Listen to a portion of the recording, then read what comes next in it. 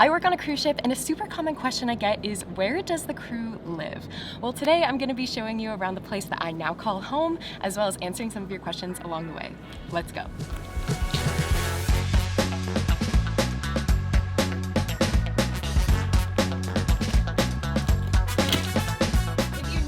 Hello, my name is Allie, and I'm currently on board the lovely Liberty of the Seas. Believe it or not, yes, I do actually live here, but I understand that this is not your typical house, so I'm gonna show you guys around and answer some of your questions along the way. Let's get started. Hello from my bunk bed. A common question that I got a lot is, what is the deciding factor between a single and a double cabin, as well as a porthole versus an inside cabin? And the answer to this question is a little more complicated than you might think. There are so many variables when it comes to answering a question like this. Some examples are the company that you work for, your position on board, as well as the class of ship. But even on this ship, the single and double cabins are all so different, so it's really just hard to fully predict what you're gonna get.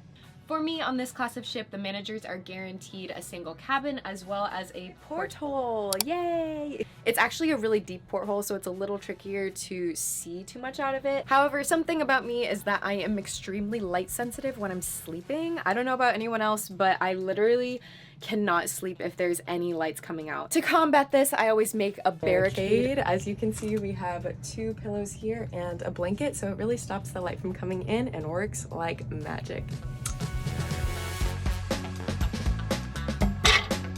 Even though I do have a bunk bed, I actually do not have a roommate unless I have family or friends coming to visit. Because of this, I would say that this style of accommodation is not super common. I've gotten a lot of comments in the past saying that this is so much different than the cruise ship cabins that they've seen in other people's videos. But like I mentioned, there's a lot of reasons why my cabin might look different.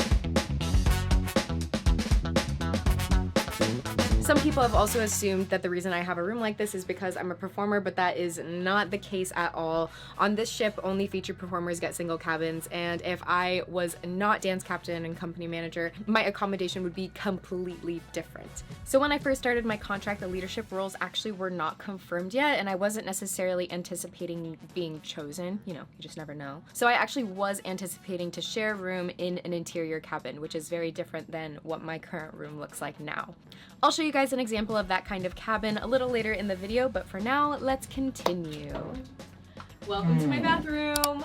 Yeah. Another question you guys had for me is, do I share a bathroom? Some of you might be familiar with the single share style of cabin, which is basically 2 single rooms, but with a conjoined bathroom. However, this is not that. This is just my bathroom. On this class of ship, we actually don't have single shares, so that's not even an option here. But yeah, here it is in all its glory. I would say that the size of this bathroom is pretty standard for this class of ship, both for singles and doubles. About the same size for both. And all the bathrooms are complete with the following. First things first is we have our toilet. It is a pretty standard toilet, but this is also an older ship, so when it comes to flushing, it's kind of hit or miss when it decides it wants to work, which is great.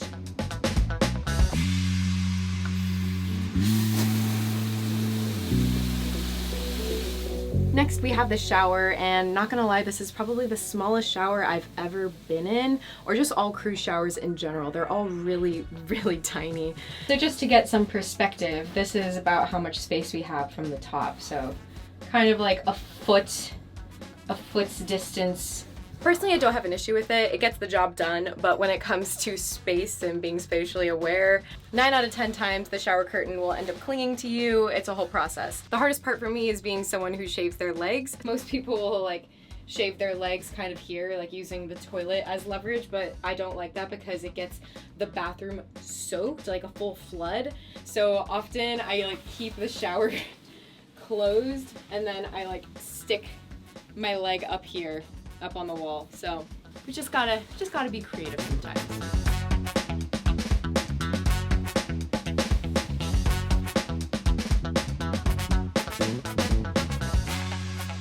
Up next, we have our handy dandy sink. Yay! I did get a question about the water pressure, and honestly, I've noticed it kind of depends on the time of day, so maybe that's like water supply kind of thing. But the good news is that the temperature is always ranging from like warm to hot, which personally I like. And then some last minute miscellaneous goodies are things like this low watt plugs. Here it is. specifically for razors and electronic toothbrushes, as well as this retractable clothing line. I dry a lot of my stuff, so it definitely comes in handy. It comes out like this, and then you can just wind it back in should you want to. And now we're gonna be moving on to another big question that I got asked by a lot of you guys, which is, where do you put your stuff? And great question, because it is definitely a task. Because we are still in the bathroom, I will start here with these two cabinets. So here we have two cabinets side by side.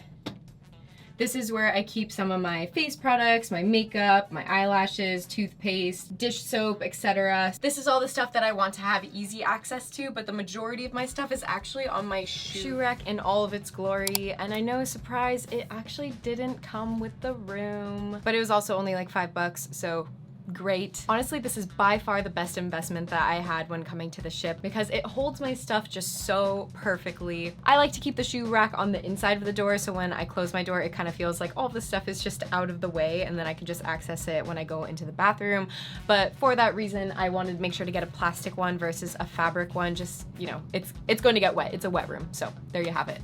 Because I don't have a lot of space, I'm very particular about what I like to bring with me. For example, before I started working on ships, my makeup collection was massive, so I've definitely narrowed things down to the essentials, but in general, I actually don't wear too much makeup unless it's for shows. Clutter is just not the name of the game here. Minimalism all the way. Especially for makeup, I feel like I don't wear a lot of makeup when I'm not doing shows, so I really just try to stick to the essentials. Really quick, I did get asked about what is in my makeup bag, and although I'm not going to really get into that too much, I am going to link the products down below, and if you have any questions about said products, I'm happy to answer any of the questions that you have. Moving right along when it comes to storage, we're going to explore the cupboards a little bit. Right here above my desk, I have this big space. When I first moved in, I put a lot of my stuff there, so I've kind of reallocated everything to have this as more of like a minimalist space, and I'm really enjoying it. So I have some plants and stuff, but I could use it as a storage space if need be. I do have two cupboards, and this is where I keep the majority of my clothes. Most things in my closet are color coordinated, and I also hide my laundry basket in here. Below the clothes, we have some drawers down there. There are 6 of them, and they're all just kind of sorted into different sections, just for my own personal organization, but it's enough space for me, and I didn't bring a whole lot, so. Honestly, sometimes I feel like a cartoon character just wearing the same things every single week. And there have been people on the internet who have called me out on it, but like, they're not wrong. Like, this is all I have, so I tried to just like keep to my essentials and then go from there, you know? Over here by my desk, I do have some more drawers. This is where I keep my jewelry, electronics, uniforms, and then just other miscellaneous things. And side note, these little organizers for the jewelry and the tech and the wires and everything is honestly a game changer, especially if you travel a lot. I feel like it's just the most efficient way to take all of these little things and keep them all in one place. If you want to have your life changed, I've also linked those in the description. Enjoy. By my bed, I also have another little cabinet. This is where I keep some of my snacks, and it's also like a makeshift medicine cabinet. I also have this little space cube for underneath my chairs. This is pretty much just like extra toiletries and stuff. Good place to like hide it out of the way.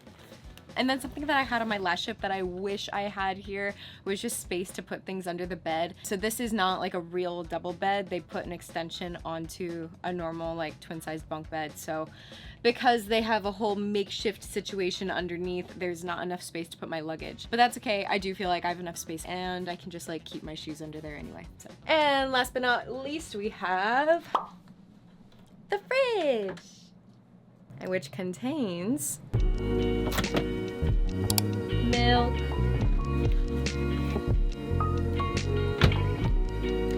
so before I continue on and show you the different kinds of cabins that we have on board, I do need to share with you my matcha routine. So if you're new here and you don't know too much about me, I used to live in Japan for about 3 years, so matcha and a lot of intricacies of Japanese culture are very important to me and in my life. Typically every day I have a matcha latte, and it is just such a great way to enhance my life here on board. So while I am making my matcha latte for the day, I'll be answering some of your other miscellaneous cabin questions. Okay, so now on to the questions. One of the first ones is, what happens if you don't get along with your roommates? So although I mentioned I don't currently have a roommate, my first ship situation I did. Rooming isn't usually a big problem for me. I think if you set, you know, certain standards, most things can be solved. If there's like a big issue that's happening, usually that's something that you can discuss with your manager. Talk to HR if there's an issue. Thankfully on my other ship, my roommate situation was really good. Everything went really smoothly, so thankfully no issues there, but obviously it does happen. Now we are going to sift the matcha. Yeah, there it is, there it is. So another question is, where do I put my suitcases? So as you can see, these rooms are pretty small. Everyone kind of has a different situation depending on your department as well. Like I already mentioned, there is no space underneath my beds, so it wasn't really an option for me to keep my stuff in here. If I had to, I would either put it up in my bunk bed or maybe just in the corner over there. But thankfully, we also have cubbies in our workspace. So because I work in entertainment and we have dressing rooms, we all have individual cubbies that are actually pretty spacious. So it's actually a really convenient situation. And then if I ever need my luggage for any reason, I can just get it from backstage and bring it back down here. So next question, are the walls thin? You know, not gonna lie, I actually can't hear anything through the walls. The most that I hear is through my door. If there's a cart rolling by or people talking right outside my door, like I can hear it. But when it comes to my neighbors, I actually can't hear anything, which is great. I do know my neighbors, so if I were to hear anything, I could just tell them. Do I have one room or does it change? So obviously it changes from ship to ship. So this is another circumstantial thing. On my last ship, I started off in a double cabin, and then when I got promoted to dance captain, I got moved into a single captain. Oh, I got moved into a single cabin. So that was like kind of a rare situation where I did have two rooms. If they've like misallocated people or they need to do some shifting around, it is possible that you might change. Also on this contract, we had to stay in ECC cabins for 2 weeks when we first got here, but once the other cast left, we moved into our permanent cabins. So I don't foresee any changes happening for the rest of my contract, but you know, it's what it's if it does. Who knows? We're getting there. Next question. Do you ever feel trapped? Yeah, personally for me, no. And you might be saying like, yes, that's because you have a single cabin. Of course you don't feel trapped. But like even when I was in a double cabin, I was pretty cozy. I really don't spend too much time in my cabin. Like this is more of a space that I sleep in. And then during the day, I try and reside in other locations around the ship just to have a bit more variety, especially when I didn't have a porthole. Having some natural light in my life was important. Or if we're in port, I definitely trying to get off the ship as much as possible. Like sure, if I am thinking about it too hard right now and I'm like, if I wanted to get off the ship, I can't. Because I'm in the middle of the ocean. It's one of those things you try not to think about too hard, so. But overall, no, I do not feel trapped. And at the end of the day, if something ever did happen where I felt the need to go home, in theory, you can always just quit. Sure, should something happen. Next question, can you have a pet? The closest that we're getting to a pet here is my teddy bear. It's basically the same as a pet, so that works. I'm sure there are maybe some special circumstances where it's maybe allowed, but for the average person like me, no.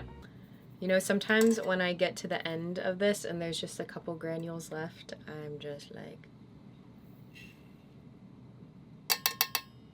So once I've got all of the matcha powder in there, next it is time to use the whisk. So you pretty much just like turn it on the side and whisk away.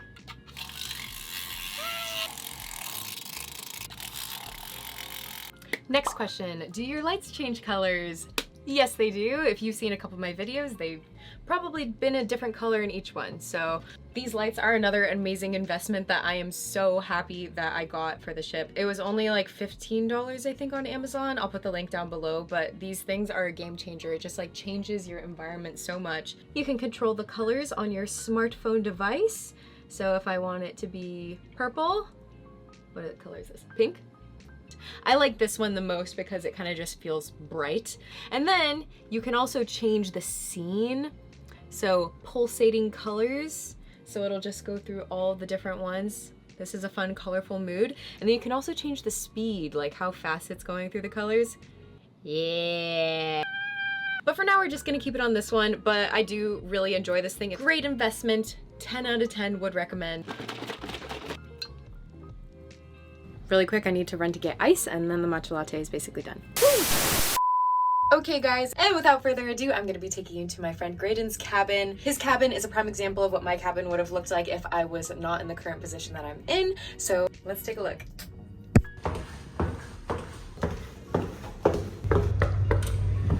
Well, hello there, and welcome to my room. Graydon is one of my best buds here on the ship. He's basically like a brother to me. Yeah, we're working on it. I'm Graydon McNally. I'm from Thunder Bay, Ontario, Canada. I live on ships for most of the year, just like Allie. Started in 2018, and I'm still going. Yeah, going strong. There's tons of space in here. As you can see, this is where I sleep, and this is where I shower and Ah. So, yeah, we spend a lot of time together, but not usually in here. yeah, no, there's not a whole lot of room to be in here. This is everything. The whole room is about 7 by 10 feet, and this is where I live for most of my year.